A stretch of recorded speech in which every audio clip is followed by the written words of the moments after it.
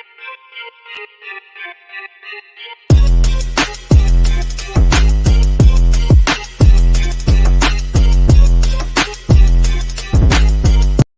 evening, everybody. Welcome back to the Player's Edge. Most of the crew tonight, unfortunately, 22-1. Tom had to scratch, and in his place, we have a special guest tonight. You probably know him from Fox, from NBC Sports. Laffit Pincay. Laffit, how are you tonight? Doing good. Thanks for having me on, guys. Pleasure. Oh, no, it's our pleasure to have you on. Believe me, the show is all about you guys. If it was about us, nobody would watch. So you spend a lot of time traveling. Hey, tonight you're going to hop on a plane. You're going to get a red eye, go from coast to coast. You're going to land at a track that you don't spend probably a whole lot of time at, Tampa Bay. So when you get there to get prepared, I'm sure you spend some time in the past performances like the DRF or the Equibase or whatever programs you use. Do you have folks on the ground that go out in front of you to give you some feedback? When you get there, do you go meet people on the ground who give you some insights on what to expect, that sort of stuff? Tell us about how you get prepared. It can be tricky at a smaller venue.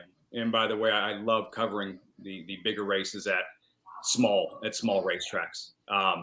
Pennsylvania Derby at Parks is awesome.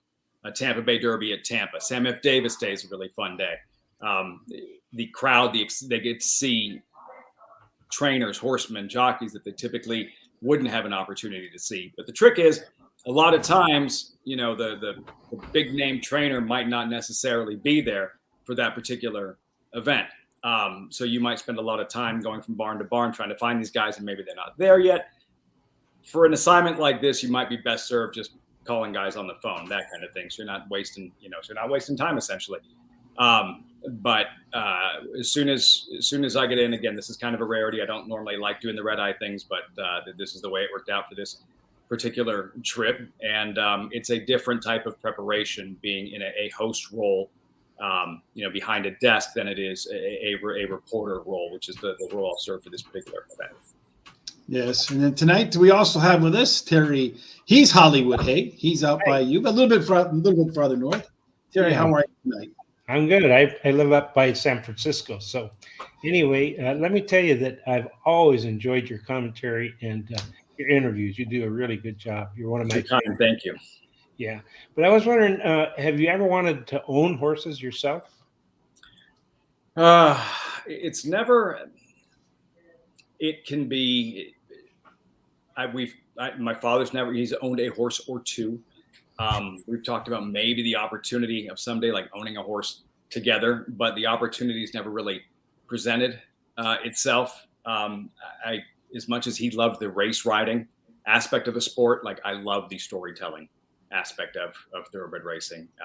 Maybe one day, again, if the opportunity presents itself, sure, but it's not anything I've really put a lot of energy or effort into.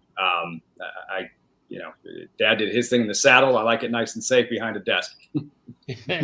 For sure. Don't we all like it safe behind the desk, right? But sometimes, though, nowadays with social media, it's not so safe behind a desk anymore, right? You're not kidding. Yes, you're not kidding. Sean, how are you tonight? I'm great. Laffit, I got a couple questions. The first one, when a kid's watching you and they're like, man, I really want to be where Laffit Pincay is and stuff like that, it's going to be awesome. What is the one thing that's definitely true that they're visioning it, and what's the hardest part that you found out of doing the job that you're doing? You have to get in it for the right reasons. I think that there's whether it's, you can't do it for notoriety, you can't do it just because you want your face on television, you can't do it just for monetary reasons. You have to really love the craft and be invested into the storytelling and trying your best to inspire a viewer and giving someone a reason to care about something that they might not otherwise care about. Can be a challenge in horse racing when you have an audience that may only watch 3 or 4 horses a year. What attracts us to the game may not attract someone who doesn't follow the sport on a day-to-day basis. And that challenge, giving someone a reason to care, is something that I've always found really fulfilling in terms of this particular my job in horse racing specifically. As far as advice, Dick Enberg told me once, I was 16, 17, and asked him if there was one thing I could do between now and when maybe I would be applying for a job or trying for my first auditing is like, just write, and write the way you talk. Condense, less is more. And he was one of the greatest ever to do the job, to master the craft of sports broadcasting. That advice went a long way, and I always remembered that, and it was really good advice and something that helped me moving forward. Another question. Like trying to write for Twitter almost. Exactly. Even down to the 140 characters. When they extended it, it does feel like there's too much. I liked it when it was shorter. Another question. As we talked about, there's a lot of great personalities in the sports. I'm finding out more and more in this sport and the accessibility. What's something that might have happened off the camera that you can talk about, that's your best story or personality that you got to experience? Oh, wow. That's a tough one. In horse racing, and I may have tweeted about this a long time ago, certain things that happen off camera that you might not see. I remember Simon Callahan standing with him after firing line had ran second in the Kentucky Derby, which has to be frustrating in itself. That was his Kentucky Derby debut. And to happen to run into American Pharoah that afternoon, and him just standing there waiting to do that interview for 8, 10, 12 minutes, which must have felt like, hours to him. It's funny how something like that happens, and Simon could go saddle a Derby winner at some point, but that's something that'll always stick. Just character, class, that kind of thing. And what you get to see behind the scenes and interacting with the horsemen and owners and trainers and jockeys. No, you can't always present that to the audience, but yeah, very often the things that you don't see on television, unfortunately, would probably make for the best material. So if you weren't, you said growing up in the Q&A that we did, if you haven't seen that yet, make sure you take a trip on over to horseracingtoday.net. There it is. We did a nice Q&A. He was kind enough to answer some questions for us.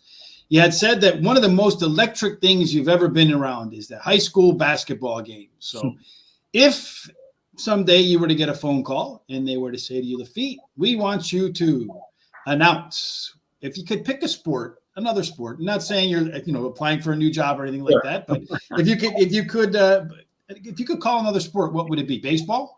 Football or baseball.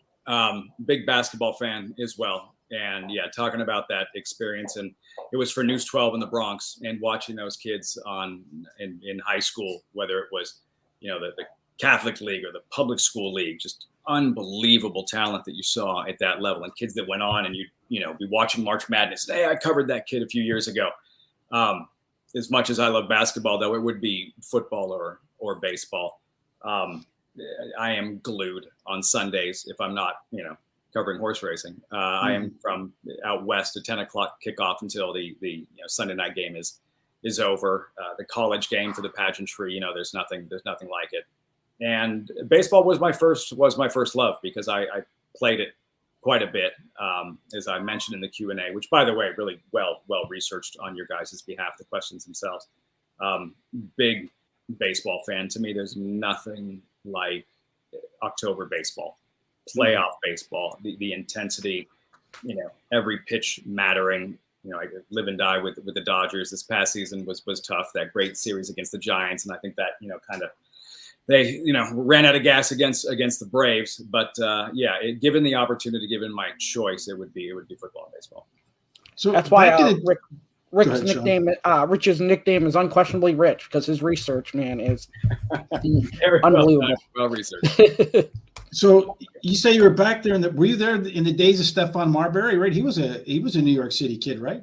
He wasn't in high school, I believe, at that time. It was Kenny Satterfield is one that comes to mind. Andre Barrett, who I believe wound up as a point guard at Seton Hall, I think. Andre Sweet was another kid. And you could see right then that you weren't watching whatever you would assume it was like to be at a high school basketball game, and the level of talent. This was next level. These were kids that were going to be playing, in March on national television, and a couple of those kids I did cover eventually did go to the NBA. So speaking of national television, tomorrow, Saturday, you're going to be doing Tampa Bay Downs, right? That's where you're going to be broadcasting live from.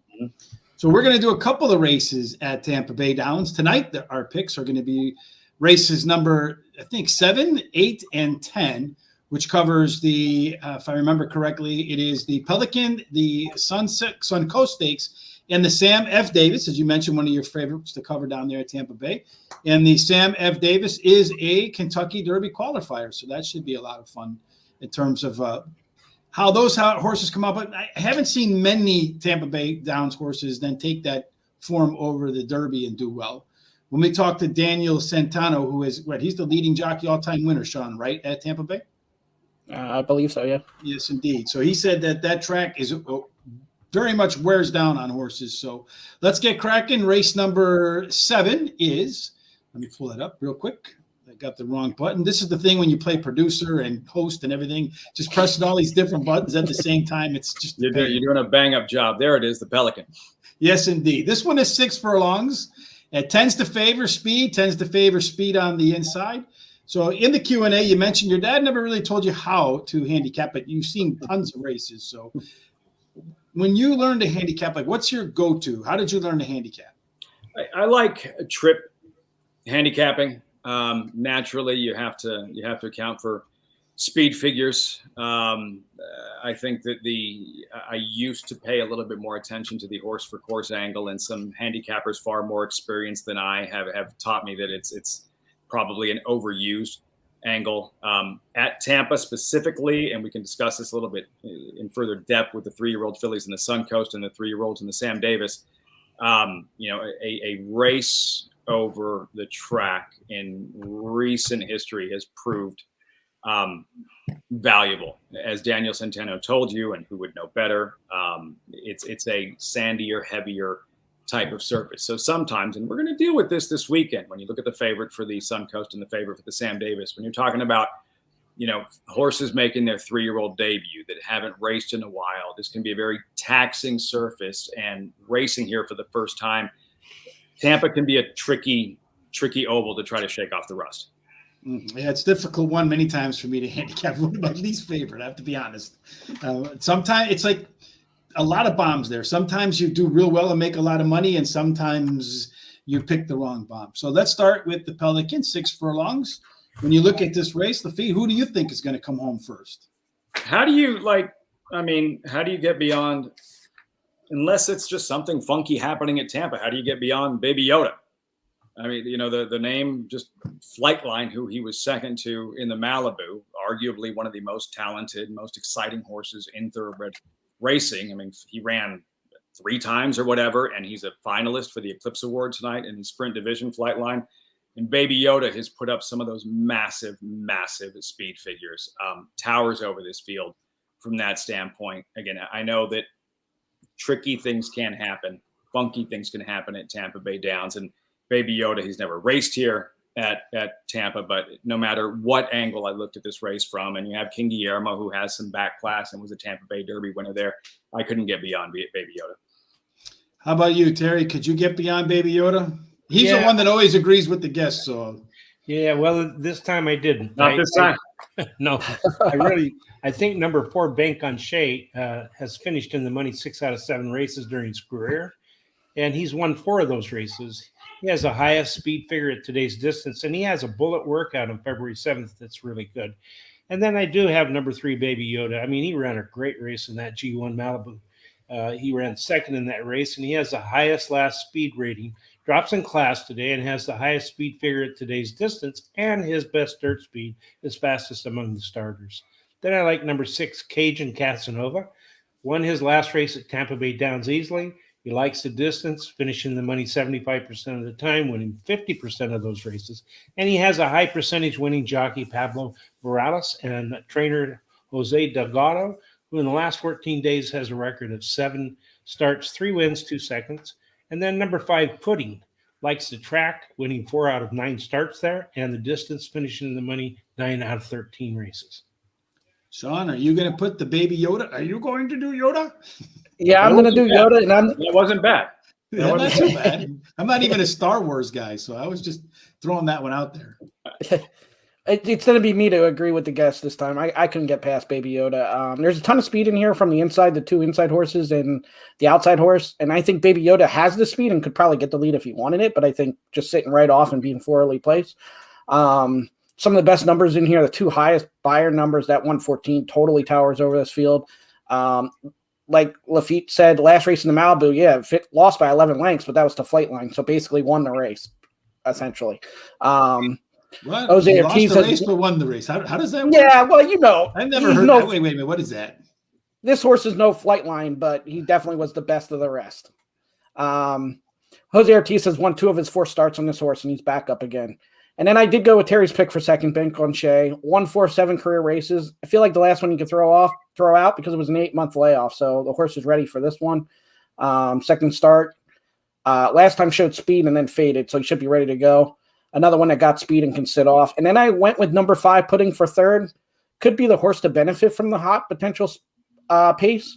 And I would have used this horse even higher, maybe if it was for higher connections, but low percentage connections.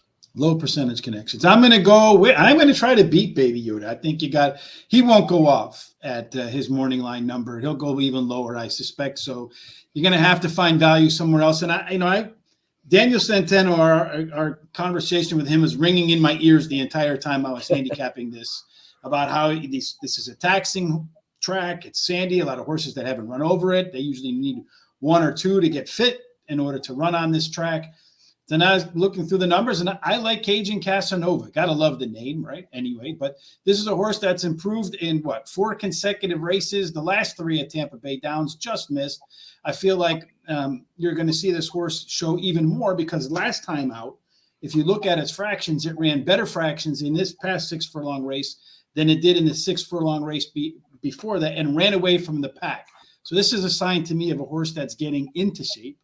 Baby Yoda is my second pick. I mean, Flightline, as you all mentioned, is definitely one of the highest quality horses. Everybody's looking forward to the Breeders' Cup matchup later on, when it's going to go against Life is Good or some of the better horses. I'm looking for that to that race as well. Maybe in the Met Mile. Maybe in the Met Mile as well. And I just feel like this first time across the course, when you look at the workouts are pretty solid, but hasn't had it run on what you would call a sandy track. Well, Belmont's kind of sandy. They call it the Big Sandy too. And that one, he didn't really run so well at Belmont. So maybe that's a good indication of what he might do at Tampa Bay. I like Bank on Shea as well, Terry. Should improve in the second start off a layoff. And I like when horses run a good race and then they put a good workout in between starts. That's exactly what Bank on Shea did. And then Bank on Shea, excuse me. I have to put the on in there. And then finally, King Guillermo, as Laffit mentioned, did win the Tampa Bay Derby in its only race at Tampa Bay Downs, and was also the only time that he put up a triple-digit speed figure. So maybe it is a horse for the course, but just kind of out of form a little bit lately. So we'll see if it can revert back to what it did in the Tampa Bay Downs. Tampa Bay Derby. One of your viewers about Baby Yoda going unclaimed in his debut. There it is, the $10,000. Yeah, that was incredible. Wish we would have been there. That could have been the first horse I owned, the 4 of us.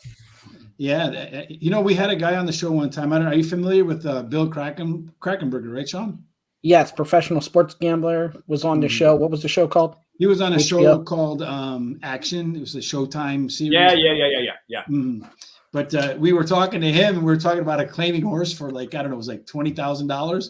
So he lifts up his hand. He's got like $25,000 of chips in his hand. We're just like, yeah, let's go buy a horse. Funny things that happen when you're doing shows, right? You don't know when you could stumble over a Baby Yoda. Just don't know. Race number 8 is a mile 40 yards. Didn't work out for Sean White. No, he didn't get it. Sorry, I hope I didn't ruin it, spoil it for anybody else. No. That's all right. Apologies. Yeah. No bueno. We got to do spoilers. You're just going to get beat up on Twitter now. But anyway, what else is new? I'm sure when you're in this business, you can have 9 good picks. It's the 10th one you hear about, right? I'm envious of broadcasters back in the 70s, or any type of performer, an athlete, anybody who used to do it, and you would make a mistake or say something incorrectly or whatever it was, and didn't have to relive it for the rest of your life. It's a little bit different now. I mean, back then somebody could drop the F-bomb and somebody's sitting home on a couch. Did they just say what they thought you said? And be like, no, there's no way. You didn't have a DVR. You didn't have Twitter. You didn't have any of it. Now, whatever it is, you're put on blast in a hurry. Yes, we're trying not to get canceled ourselves, but I bit my lip quite a few times. So race number 8, the Suncoast, is $150,000, 1 mile and 40 yards. Again, I'm looking at Daniel Centeno continues to ring in my ears. When you look at this race, Laffit, a longer race, but still speeds held up at this distance. What do you think is going to happen in the Suncoast? Nest is the one to beat. I think she'll probably go lower than 3 to 5 in the end. The Demoiselle winner, she won that race by like a neck. She was much the best. Wide every step at Aqueduct, going a mile and an eighth. I think she's going to get that much better with added ground. She has a good pedigree. She's the class of the field is Nest. But as we discussed earlier, when you're talking about, and again, we'll get to this in the Sam Davis and why favorites have been defeated in 4 straight years. Horses making their 3-year-old debuts at Tampa and some of these tougher stakes races, for one reason or another, have proven a little vulnerable here. And I think if you're going to take a shot against Next, and like I said, I expect her to be odds on. I think the Christophe Clement trained filly, Peaceful Surprise, who's only raced once, she has that debut, like she's won on this surface, and that goes a long way for me here, particular at Tampa. Again, I'm not a big horse for course guy, but at certain courses, I think it does carry a little bit more water. Tampa being one of those courses. Like the way she kept coming and overcoming a slow pace in that debut at Tampa, just a world of experience for just that in that one career start. And I think she does have the recency edge over Nest, who's going to have to shake off that rust at Tampa. The upside is there for Christophe Clement. I think if Next is going to be, if she's going to be upset, I think that's the filly to take a shot with, is number 6, Peaceful Surprise. She is 10 to 1 on the morning line. 10 to 1, yeah, with Sammy Camacho, who rode King Guillermo in the Tampa Bay Derby win last year. So definitely knows the course as well. Sean, are you going to beat Nest, Sean, or are you going to go chalk? No, I'm going chalk, which probably isn't the thing to do at Tampa, but sometimes that happens at Tampa too. So Nest is just hard to get over. Won 2 of the 3 races, all of them been with Irad Ortiz. Only horse in the field with 3 Beyer numbers over 70, and that's all 3 career races for it.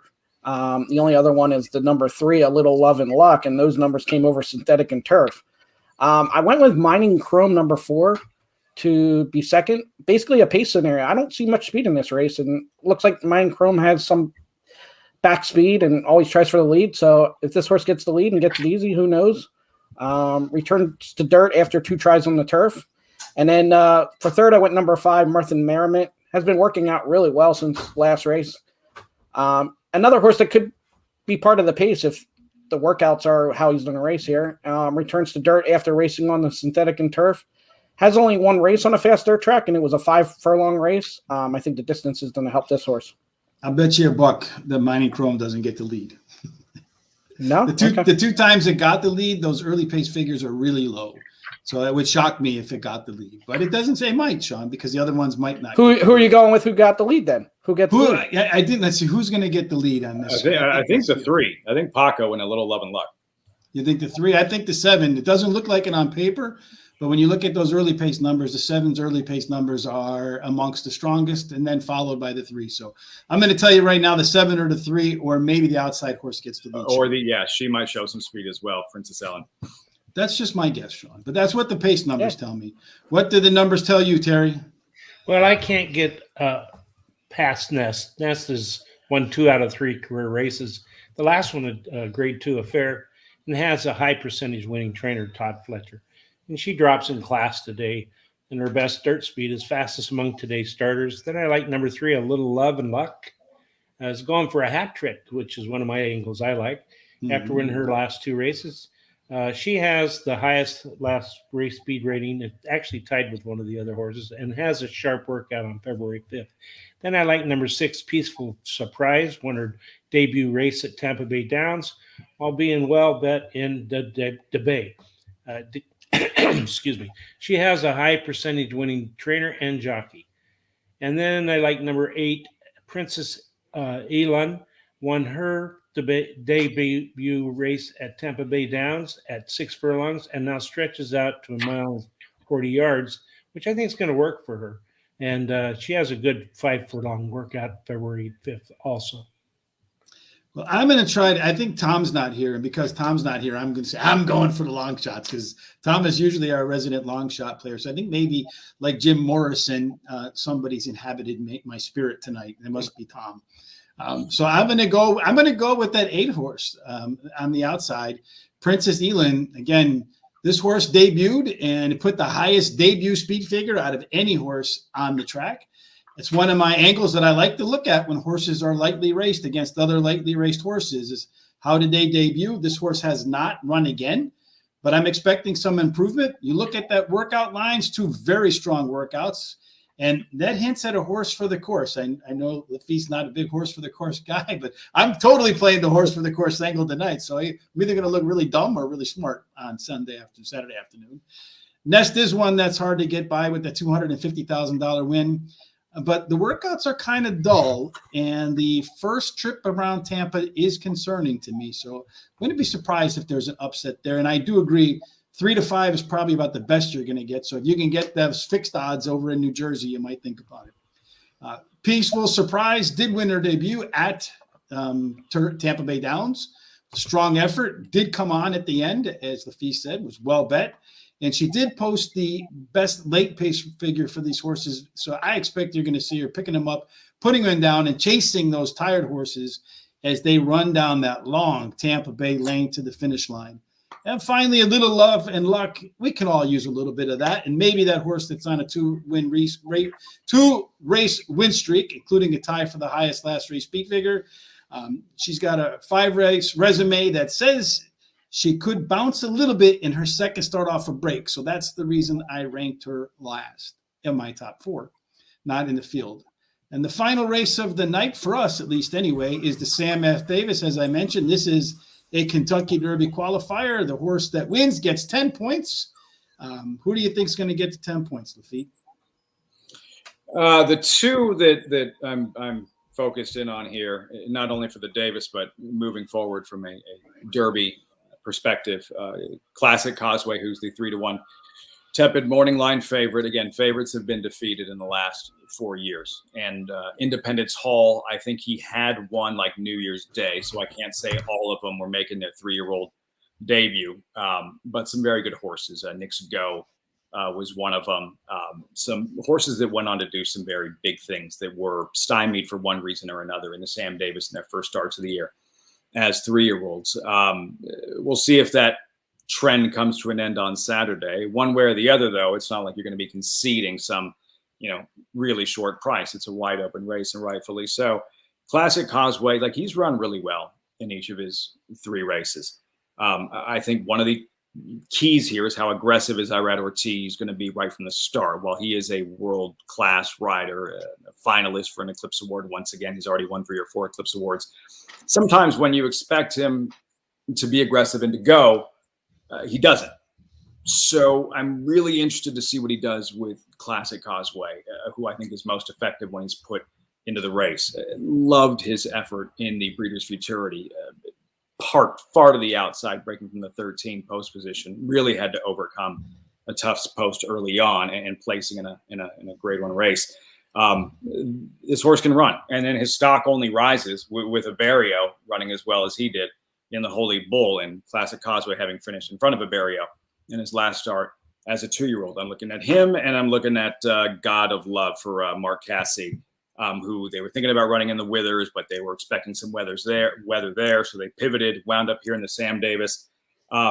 Really loved his Gray Stakes win at Woodbine. And he does have dirt in the pedigree. This is going to be his first start on dirt. God of Love. Mark Casse has 3 in the race. He does have dirt in the pedigree. So those are the 2 I'm locked in on. I don't think you asked me for 2, or you only asked me for 1. But for you can give me as many as you want. You can rank them all if you like. And God of Love is where I'm leaning for Saturday. Yeah.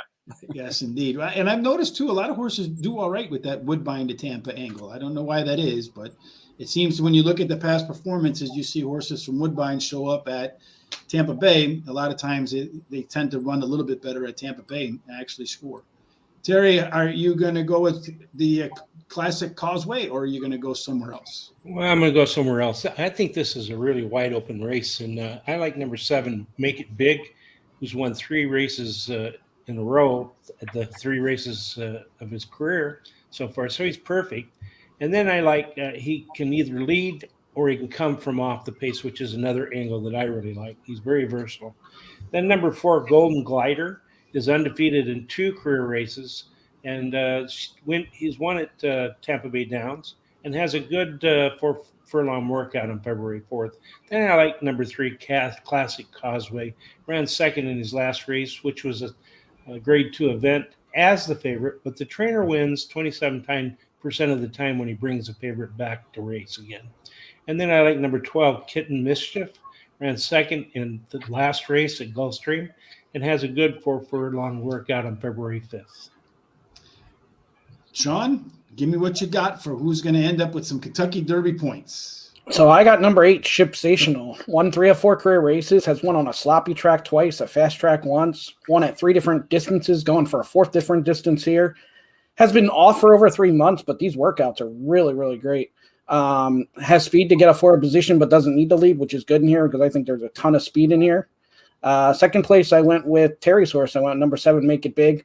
Buyer number has improved every race, won every race, but he's also had trouble in every race, so he's still trying to figure it out. Drifted out first career race, second race broke awkwardly, third race had to go 4 wide, so this horse gets a good trip. I mean, really look out.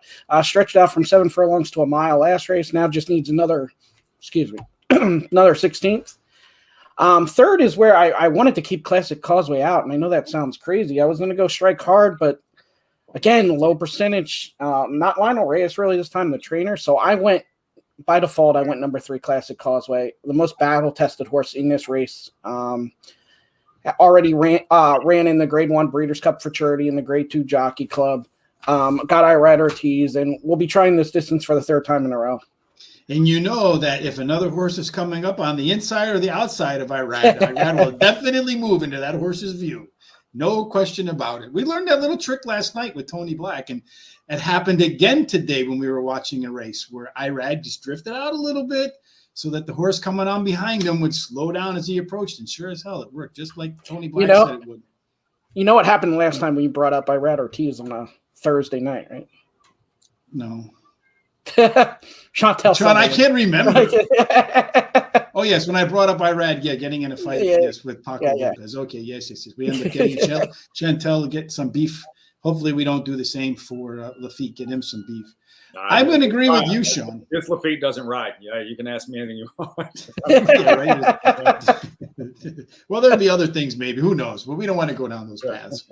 I agree with you 100%, Sean. Shipsational. Boy, if you're not careful with that one, you could get in a little bit of trouble. You know, if you look back, and I used the Brisnet past performances, and it's the only horse in the field that hit triple digits in Brisnet speed numbers, and didn't do it just once, did it twice. And then if you look at those workouts, as you mentioned, Sean, but what's even more important to me is those workouts are at Tampa Bay Downs. They're not just at some random, practice facility.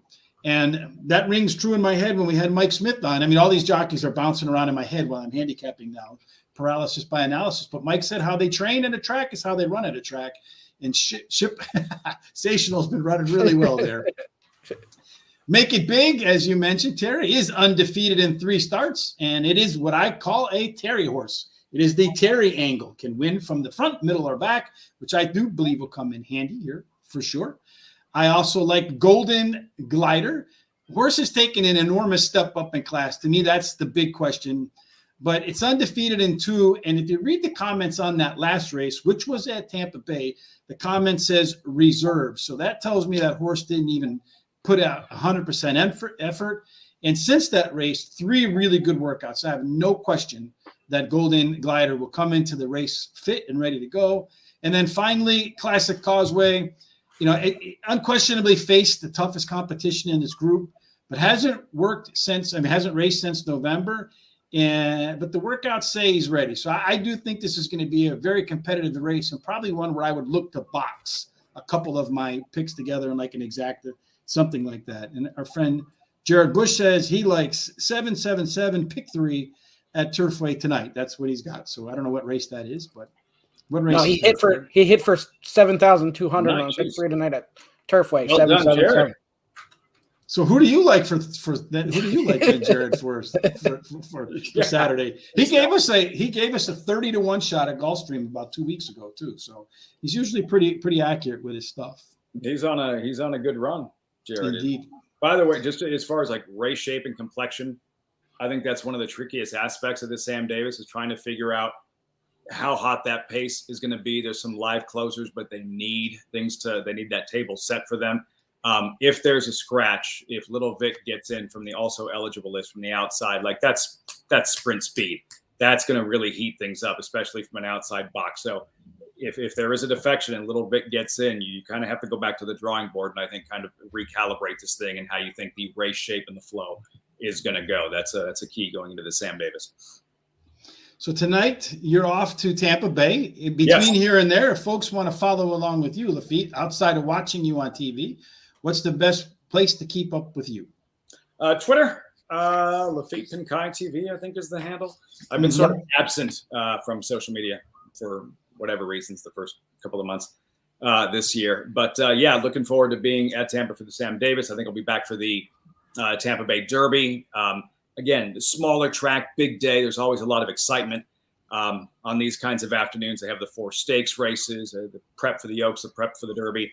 And then on that same path, looking forward to heading down to Oaklawn in a couple of weeks for the Rebel and one of their marquee days of racing as well. So the calendar turns. Everyone has Derby fever. We get locked in, and it goes by so quickly. I think I was in New York in studio covering the Southwest a couple of weeks ago, and it's like 98 days until the Kentucky Derby. And I know the big point races haven't started just yet, but it gets here before you know it. And now that, for me, it always feels like the season starts with the Holy Bull.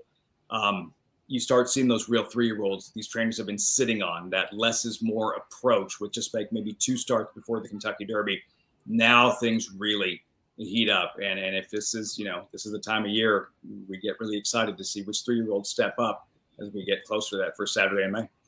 I think the next week is the first 50-point race, right? The Remsen, I think next week is the first 50-point Risen Star. Risen Star, yes. Too many R's for me. And that thing's shaping up. And you look at how good productive it was last year. That's going to be, as always, that's going to be a great race. So you're going to be in Tampa tomorrow. You're in LA tonight. The Super Bowl's in LA on Sunday. Are you going to be back for that, or are you going to be watching it in Tampa? Just to get back in time to watch the game. And I had 2 options. One was going to, I was going to get back probably just as the gun sounded for the fourth quarter. I'd be down there with 80,000 people or whatever, and now hearing about crazy the truck thing that we might see showing up down by the Super Bowl. So no, I opted for the earlier flight. I get out of Tampa, I think at 7:30. I land really early in the morning. I'll be able to get home and hang out with a few friends and watch the game. Absolutely. Well, that'll be a fun thing. I'm looking forward to it. Who do you got? And I'm not asking you who's going to win. This is a sports betting show. We bet on horses. Yeah. So who's going to cover? And if you have a prop bet, what prop bet is it? Again, not a Ram fan. Grew up a Ram fan. They went to St. Louis. I stopped caring. I'm a huge Raider fan. The Rams are the bet. This is a huge mismatch in the trenches.